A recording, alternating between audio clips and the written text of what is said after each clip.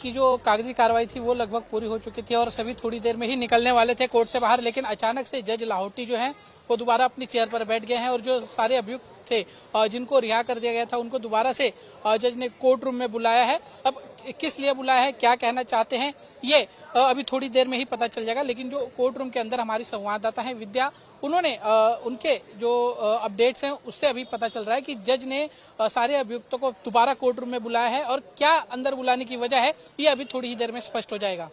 और देखिए ये बड़ा अपडेट है, ये बड़ी जानकारी है कि एक बार फिर से यहां पर बिठाया गया अपनी चेयर पर, यहां पर जज बैठे हुए हैं, जज लाहौटी की बात की जा रही है।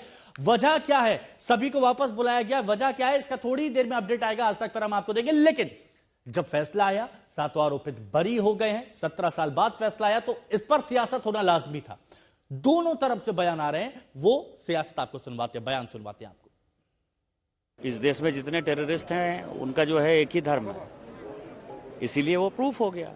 इतने दिनों से कांग्रेस ने जो है पूरा सैफरन टेररिज्म, राज्य की सरकार, केंद्र की सरकार, यही सब घटिया काम करती रही।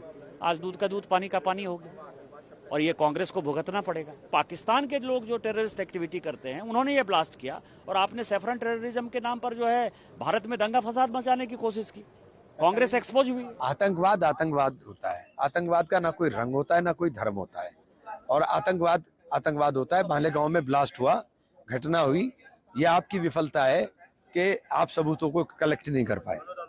इस विफलता को दूसरे के सर फोड़ने का कोशिश मत करें। लेकिन भगवा आतंकवाद एक नैरेटिव था। कल केंद्रीय गृह मंत्री ने कहा कि हिंदू कभी आतंकवादी नहीं हो सकता। ये इसी जबान को बोलते हैं, आतंकवाद आतंकवाद होता है। क्या वहां ब्लास्ट नहीं हुआ?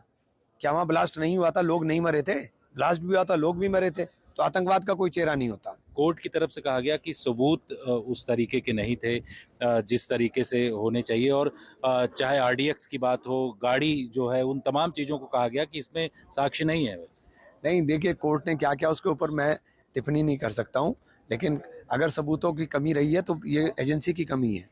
एजेंसी मतलब आपके समय में 2008 में सरकार तो यूपीए की थी, उस समय जांच शुरू हुई थी, तो आप उस समय की एजेंसी पर भी मैं कह रहा हूं कि इसके अंदर चाहे वो उस समय की हो या इस समय की हो, अगर सबूतों की कमी रही है तो एजेंसी की कमी है। 7 आरोपी थे, इनको बरी कर दिया गया है। आप पाते हैं महाराज साहब, इसको किस तरह से देखते हैं? देखो, सच्चाई की जीत हो रही है, ये आज देखने आया है।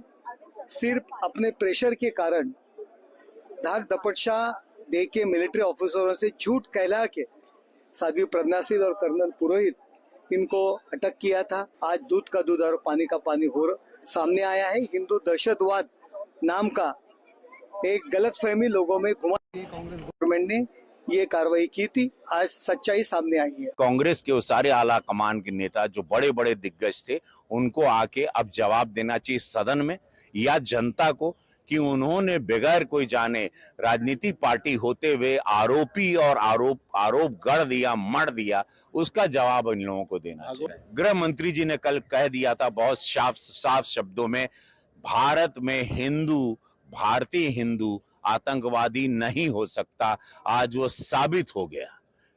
हिंदू आतंकवाद को देश के ऊपर जबरन थोपने का जो कांग्रेस पार्टी का षड्यंत्र था वो आज धराशायी हो गया। मालेगांव ब्लास्ट मामले में जो कोर्ट का आर्थिक, सैन्य, आध्यात्मिक, सामाजिक महाशक्ति है, अब इसको कोई नकार नहीं सकता। भारत को किसी भी हद तक, भारत को किसी भी तरह से किसी भी सीमा तक हमें झुकना नहीं है। भारत की अर्थव्यवस्था को मृत बता रहे हैं। छोड़ो, हाँ। दूसरा, लगातार वो ये भी कह रहे हो कि मैंने युद्ध विराम करा दिया है व्यापार में। वो तो हो गया, अब तरह वो बच गया तरह। हिंदू आतंकवाद, भगवा आतंकवाद कह करके एक आतंक सा मचा रखा था। कुछ लोगों के मंसूबे थे हिंदुत्व को और सनातन को, भगवा को बदनाम करने के। वो मंसूबे उनके अब फेल हो गए, सारी दुनिया के सामने सच आ गया। अब कोई हिंदू आतंकवाद, भगवा आतंकवाद कह करके भारत के सनातन धर्म को बदनाम नहीं कर सकेगा। शुक्रिया कोर्ट को। जिस तरह से लगातार द्वारा टिप्पणी की जा रही है कि जो फैसला है, देखो, ऑपरेशन सिंदूर और महादेव अभी ऑनगोइंग प्रोसेस है। और सारे देश के राजनीतिक दलों को राजनीतिक दलदल से बाहर निकलकर